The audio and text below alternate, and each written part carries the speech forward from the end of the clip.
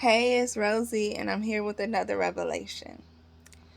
I just finished Bible study, and we were talking about the wedding at Cana, and the first miracle that Jesus performed was turning the water into wine.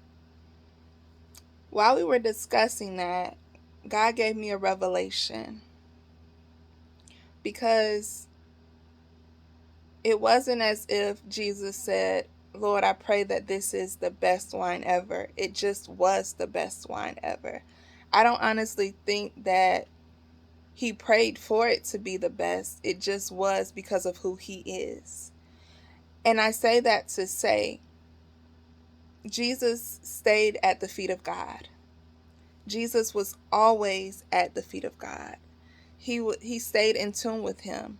The Bible says if we abide in God and God then abides in us, we can ask whatever we want and it shall be done unto us, right? So if that is true, and like Jesus just told them to put some water and it took it and it was the best wine ever, I believe the same thing applies to us. That if we stay at the feet of God, if we truly abide in him, invite him into every aspect of our lives, invite him into the planning processes of the visions and things that he's telling us to do, invite him even into what we wear or whatever the case may be. When we invite him in and he uh, abides in us, whatever we do, it has to be great because God is great. He's not mediocre. So if he's with us and we're doing something, it can't be mediocre because he's not a mediocre God. It's going to be the best there is. And so I hope that this encourages you that whatever you do, invite God to be a part of it so it can be the best that there can be. Not so you can boast, but so God can get the glory, so that you can truly be an ambassador for Christ, so that you can truly use your story. Because think about it. If you look at the story, when the host of the party, the master of ceremonies, got the wine, well, the servants thought it was a cup of water. When he got the drink, he called the groom over.